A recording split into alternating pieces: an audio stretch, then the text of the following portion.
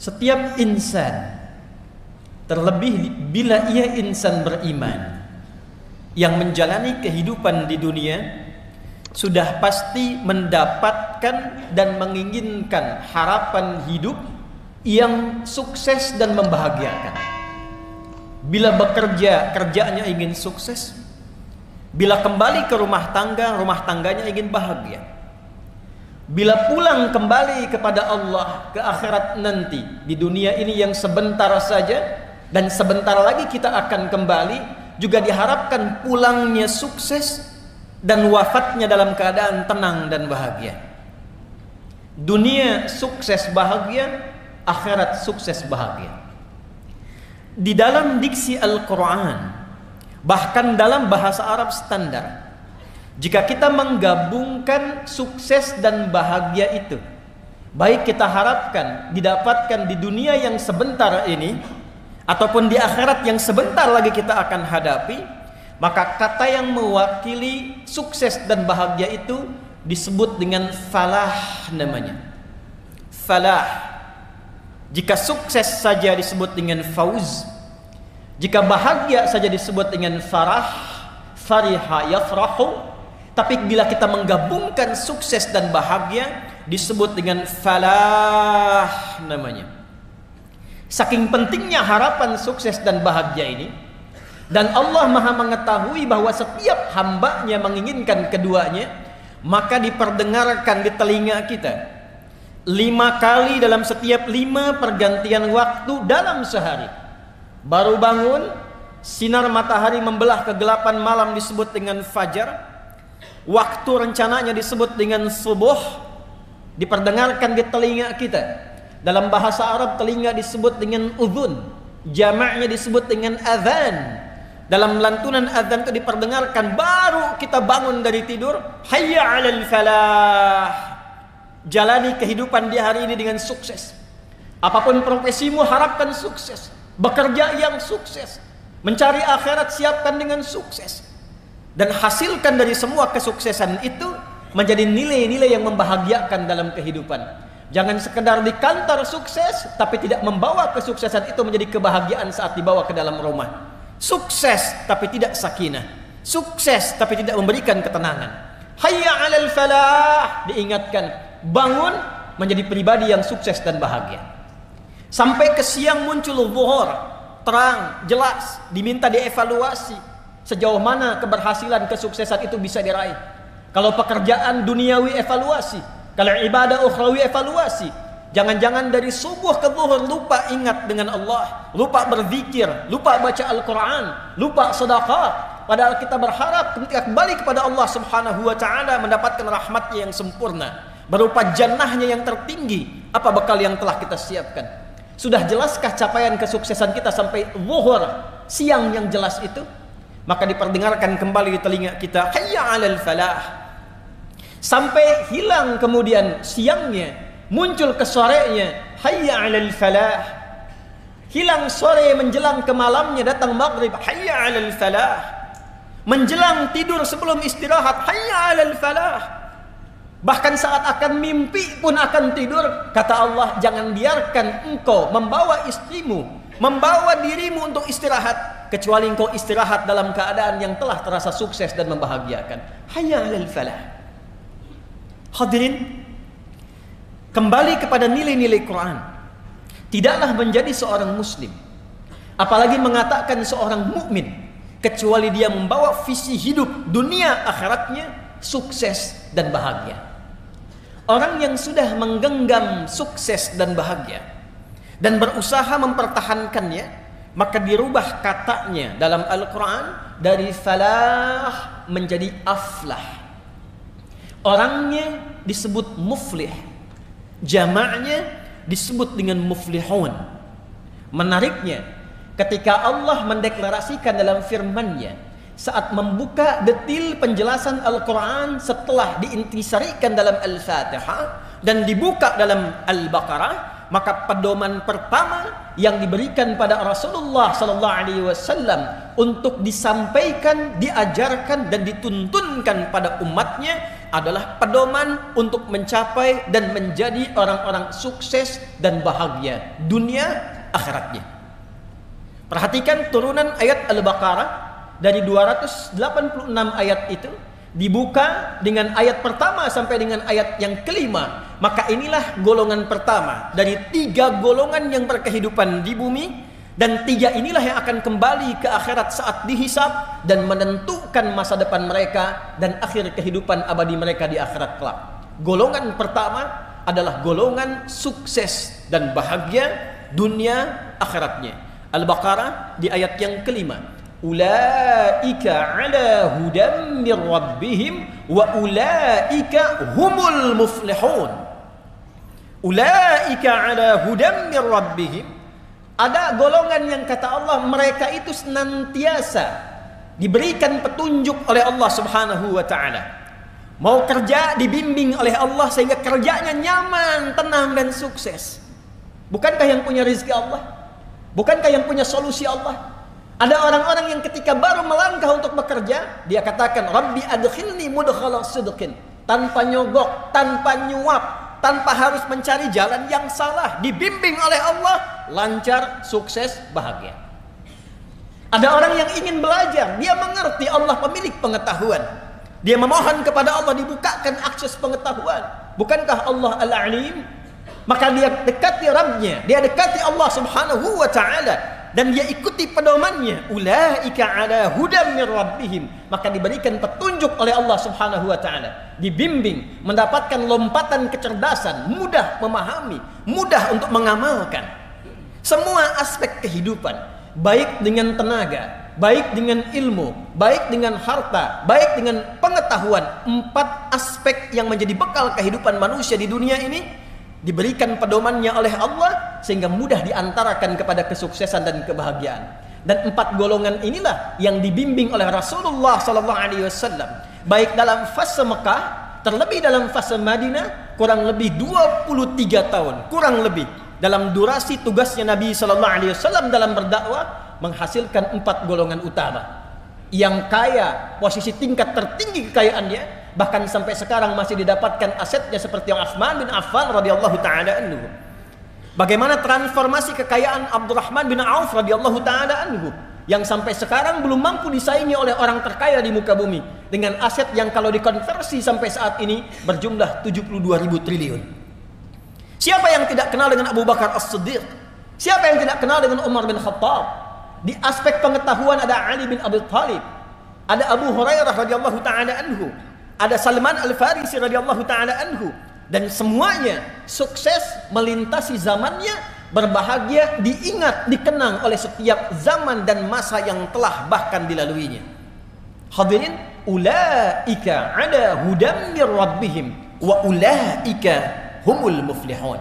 Dan sebelum kata muflihun, Allah tegaskan dengan menggunakan dhamir, kata ganti munfasil yang berfungsi dalam ilmu balaghah sebagai ta'kid, penguat pada informasi yang disampaikan. Rumus tafsir mengatakan, jika tidak dirinci siapa yang dimaksud orangnya, tidak disebutkan namanya, maka pedoman itu berlaku bagi setiap orang, setiap zaman, setiap masa yang menginginkan capaian yang sama, ingin sukses, ingin bahagia, ingin dikenang di setiap masa sampai ke akhirat mendapatkan kesuksesan dan kebahagiaan itu. Dan saking pentingnya ini, Allah menegaskan dengan taukid, wa ulaika humul muflihun. Di luar Al-Quran bisa kita katakan wa ulaikal muflihun, tapi Allah tegaskan lagi dengan kata hum untuk memberikan kesan. Apakah Anda generasi sekarang menginginkan sukses dan bahagia seperti yang telah mereka raih? Apakah Anda menginginkan kehebatan yang dikenang seperti yang telah mereka raih? Jika Anda menginginkannya, masuklah pada golongan muflihun di ayat ini dan ikuti setiap tahapan-tahapan yang telah diterangkan dan dipedomani dalam Al-Quran pada ayat-ayat sebelumnya. Hadirin, siapakah al-muflihun yang dimaksudkan dalam pembuka Al-Quran di surah Al-Baqarah ini? Ketika Allah mengatakan ulaika dengan menggunakan isim isyarah, maka berlaku rumus tafsir. Tidak diterangkan ayat dalam Al-Quran siap kecuali harus merujuk kepada ayat-ayat sebelumnya, sibak. dan kaitan dengan ayat setelahnya lihaq, maka dikenal dengan rumus 2S 1L, siyaq, sibaq, dan lihaq. Siapa mereka orang-orang yang dimaksud di ayat kelima ini sebagai al-muflihun, yang sukses dan bahagia? Maka lihat ayat-ayat sebelumnya. Maka diterangkanlah oleh Allah Subhanahu wa taala, alif lam mim. Hei semua manusia, dengar akan firman yang akan aku sampaikan ini. Yang pasti engkau bisa dengar, para pemilik suara yang keluar bahkan bisa disuarakan dari semua pusat suaramu. Dari 29 tempat itu bisa engkau dapatkan, dirumuskan dari 13, dari mulai yang paling bawahmu alif sampai ke lisanmu lam, sampai ke bibirmu mim. Dengar pesan yang akan aku sampaikan ini.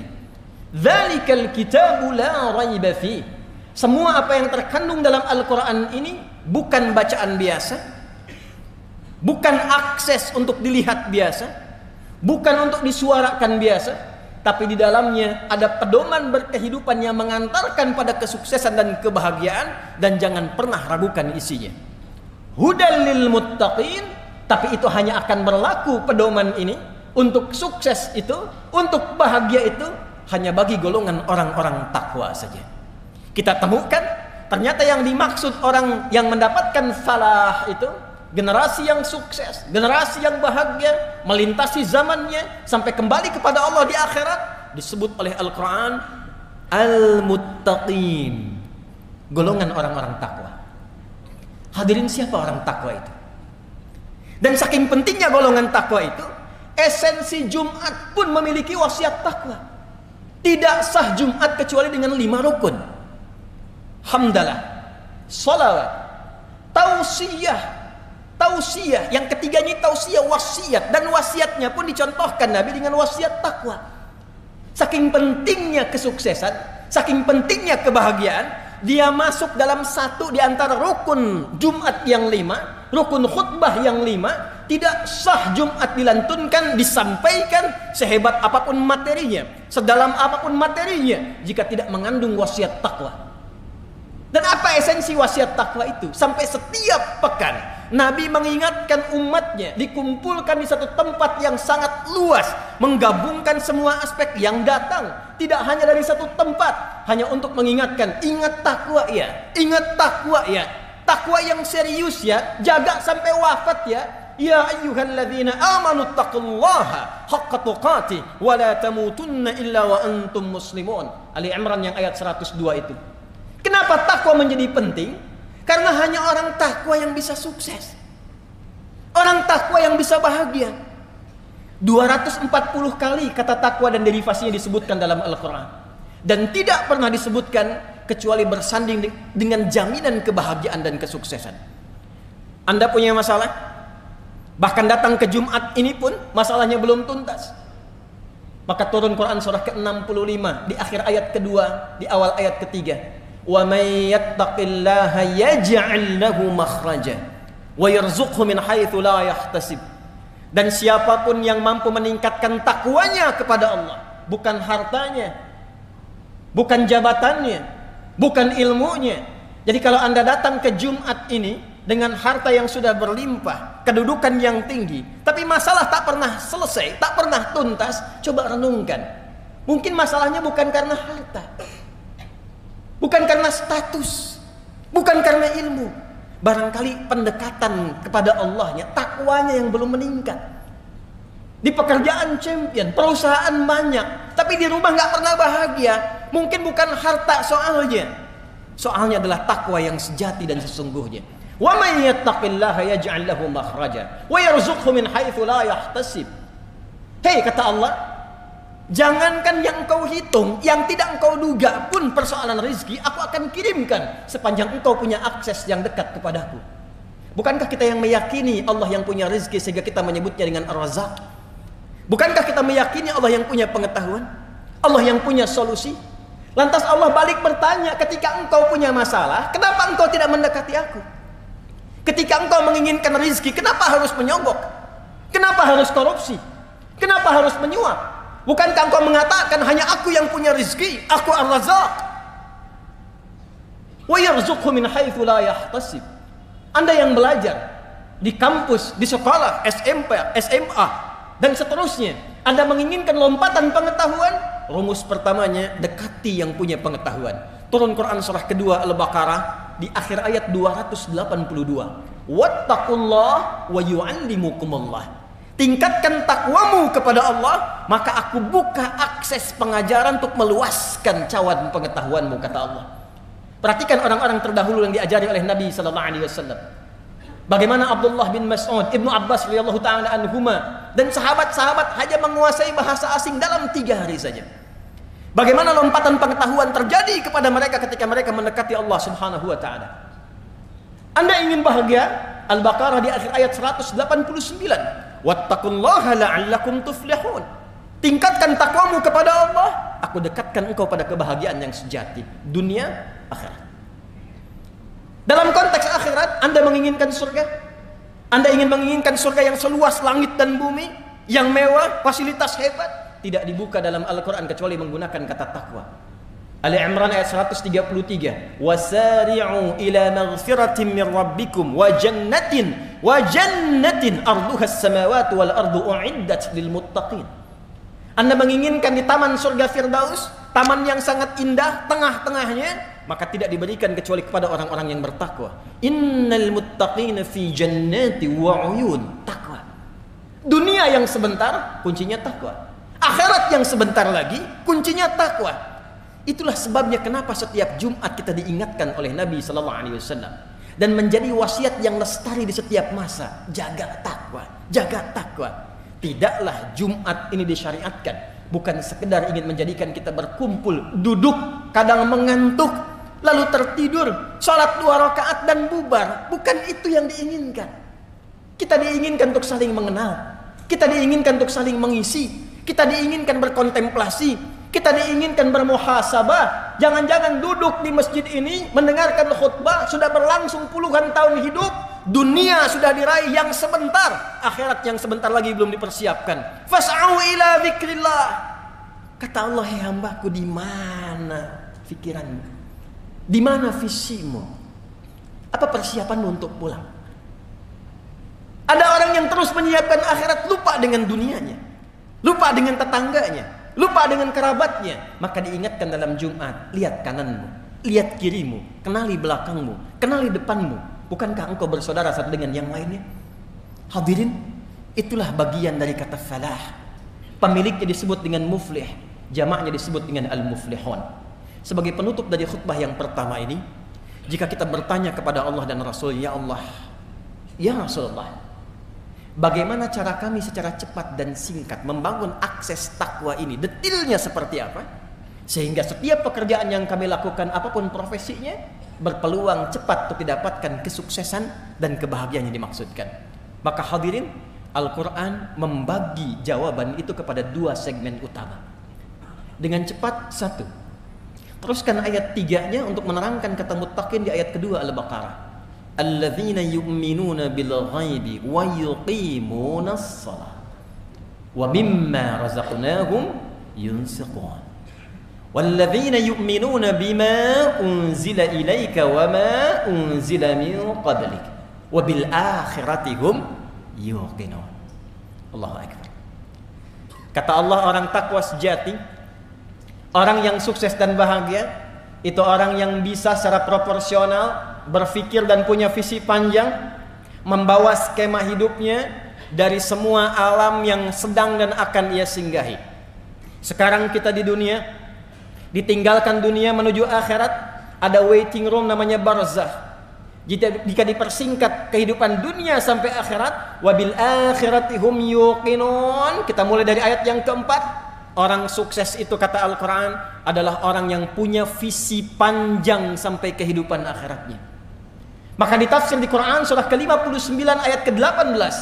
Ya ayyuhalladzina amanu taqullaha wal tanzur nafsum ma qaddamat lighad. Hai orang-orang yang mengaku beriman, Anda, saya, kita, detik ini, Jumat ini mengatakan, saya beriman ya Allah, maka berlaku ayat ini untuk kita. Tingkatkan takwamu kepada Allah dan buktikan peningkatan takwa itu pertama dengan punya visi panjang sampai ghad, God yang dimaksud di ayat itu adalah sampai akhirat. Jadi kata Al-Quran, jangan cuma Anda, bangun tidur, makan, minum, tidur lagi, berangkat gelap, pulang gelap, tidak punya visi sampai panjang. Al-Quran sampai jelas menurunkan kurikulumnya. Anda mau kembali ke akhirat sebentar lagi, pengen punya harapan masuk surga, ada 8 pintunya. Dari surga yang biasa, Jannatun Na'im, sampai dengan surga tertinggi, surga Firdaus. Kurikulumnya sudah disiapkan belum? Surga yang mana yang Anda inginkan untuk memasukinya? Pintu yang mana?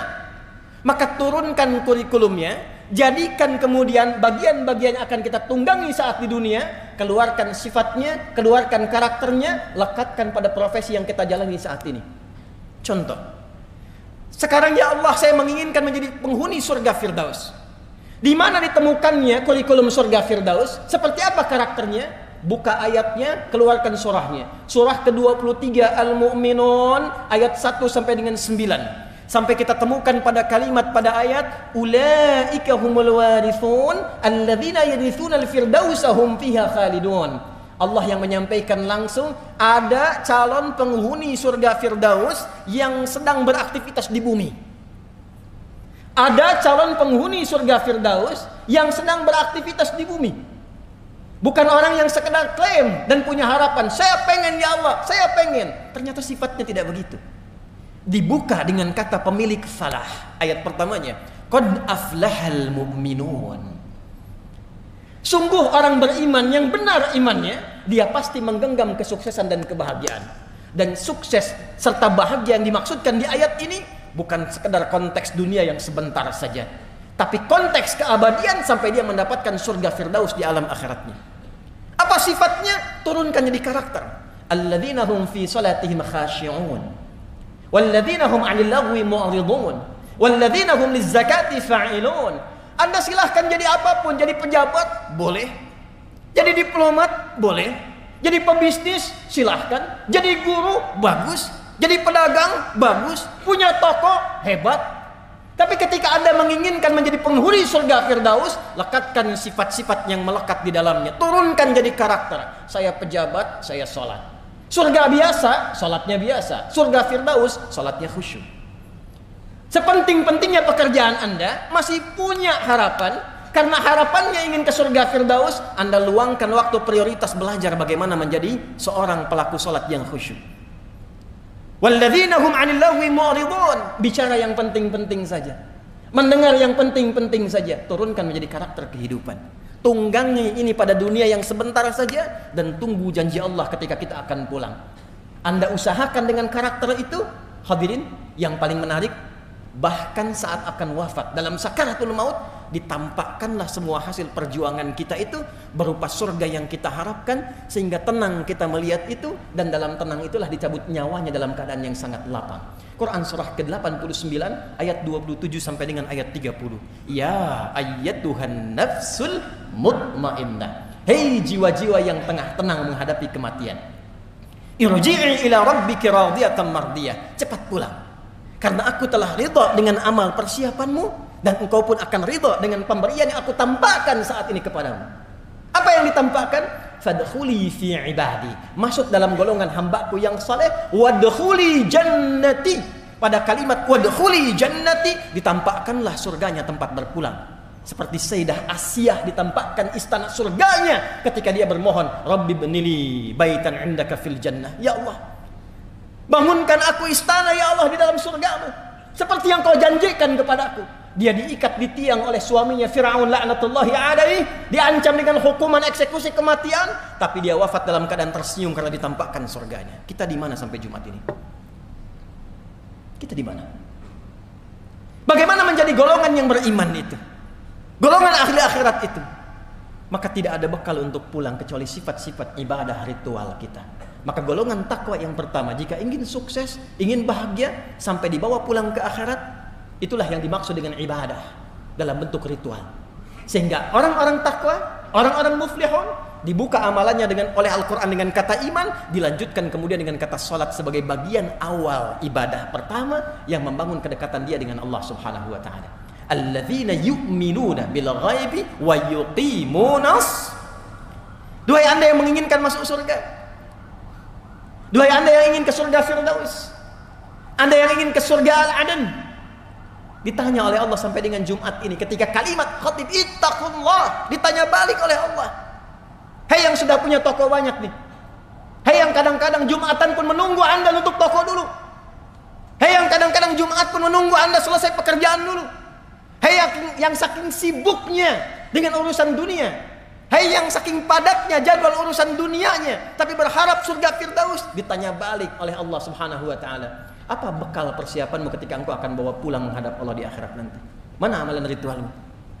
Yang ditanya bukan berapa besar dan tinggi pangkat Anda, berapa banyak harta Anda, berapa luas ilmu Anda. Yang akan ditanya oleh Allah, berapa banyak amal soleh dan bekal-bekal ibadah ritual yang dihasilkan dari titipan-titipan dunia ini. Hadirin, sekarang kita dipersaksikan dengan suasana di Palestina. Kami pernah meriset penghafal Quran terbaik nomor 1 di dunia ini dengan jumlah yang terbesar, nomor 1 Palestina. Kedua di Libya. Di Palestina anak-anak kecil yang sudah hafal Quran 30 juz, dia akan bercanda dengan teman yang baru 20 juz, baru 20 juz, baru 15 juz. Dia akan katakan pada kawannya, nanti kalau saya sudah di surga yang tertinggi, karena masuk surga nanti ada ahli Quran yang diminta membacakan Quran yang biasa dia bacakan saat di dunia. Irqa wartaqi fa inna akhira qiraatika akhira manzilatika fil jannah. Baca terus Quranmu, baca Quranmu, karena akhir bacaan Quranmu itulah tempat tertinggimu di surga. Kata anak yang sudah 30 juz ini, kalau nanti aku sudah ada di atas yang tertinggi, aku akan dadahi kamu yang masih di bawah. Anak 4 tahun, 5 tahun, dengan keadaan yang terancam. Masjidnya di bumi hanguskan, rumahnya hilang, keadaannya berdarah-darah, masih mampu mendekat dan menyiapkan bekalnya menuju Allah dengan Quran kebanggaannya. Anda diberikan 40 tahun, 50 tahun, rumah yang mewah, masjid yang megah, keadaan yang nyaman, tempat ber-AC, dan termasuk juga sampai detik ini kita nyaman datang dengan Jumatan. Apa yang telah kita siapkan sampai detik ini, yang bahkan untuk baca Quran pun belum punya waktu. Dan kita akan bisa. Jadi pantas mereka mengatakan, jangan kasihani kami. Justru Anda lah yang perlu dikasihani, karena belum tentu mendapatkan fasilitas istimewa yang menyiapkan kami akan kembali dengan baik pada ajal yang sebentar lagi akan kami tuju. Dunia hanya sebentar, tapi akhirat sebentar lagi akan kami hadapi. Barakallahu li wa lakum fil Qur'anil azim wa nafa'ani wa iyyakum bima fihi minal ayati wa dzikril hakim. Taqabbala minni wa minkum tilawatahu innahu huwas samiul alim. Ud'ullaha jibna lakum.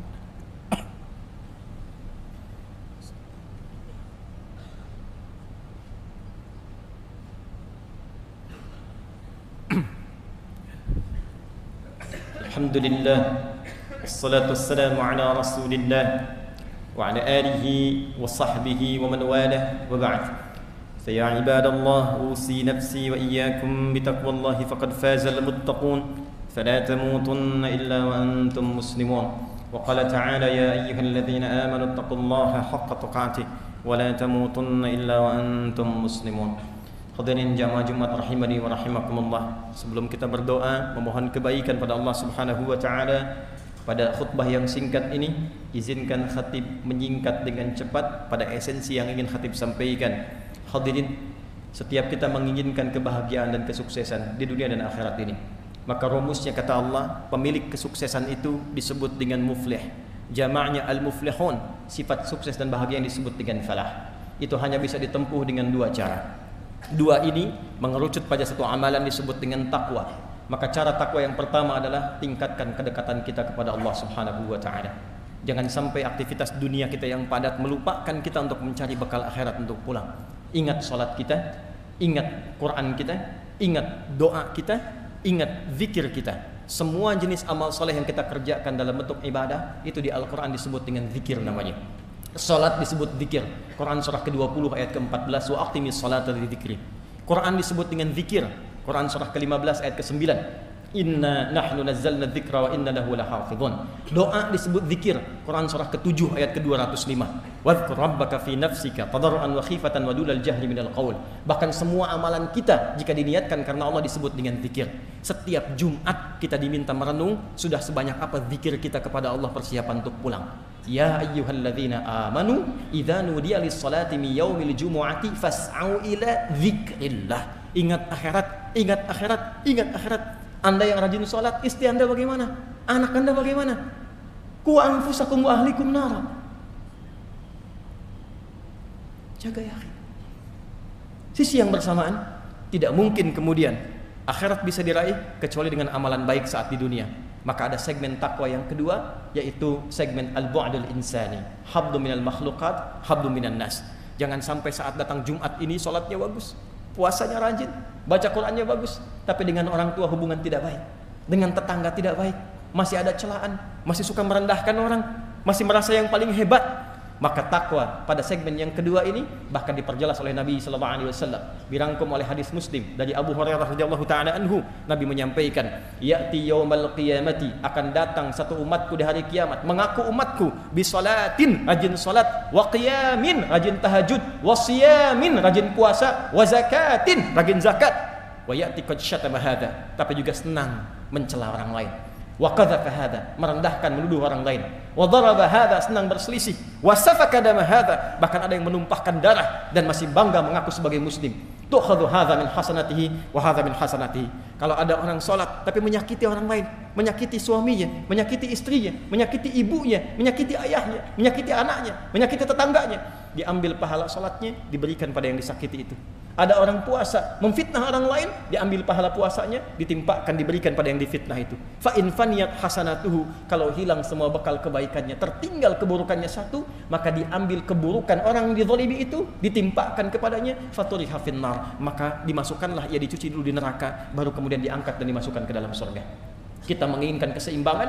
Semua keseimbangan ini kalau dikerjakan, maka punya nilai kebaikan. Kebaikan yang dikerjakan karena ibadah, maka sifatnya disebut dengan hasanah. Itulah yang sering kita mintakan. Karena salat pun disebut dengan hasanah. Quran surah 11 ayat 114. Aqimis salata tarafain nahar wa zulafan minal lail innal hasanati yudhibnas sayyi'at. Kita salat dapat hasanah, kita baca Quran dapat hasanah, kita sedekah dapat hasanah, berbuat baik pada orang tua dapat hasanah. Dan inti dari semua itu kita mengatakan dunia sebentar saja, akhirat sebentar lagi, kita memohonkan keduanya mendapatkan hasanah. Wa minhum may yaqulu rabbana atina fid dunya hasanah wa fil akhirati hasanah wa qina adzabannar. Maka sebelum berdoa, ulang dari masjid ini, kenalilah semua saudara-saudari kita, tingkatkan takwa kita kepada Allah, ingat-ingat ibadah ritual kita, perbaiki hubungan kita dengan sesama, dan semoga kita digolongkan pada golongan al-muflihun sebagaimana masjid ini diberi nama dengan Masjid Al-Falah.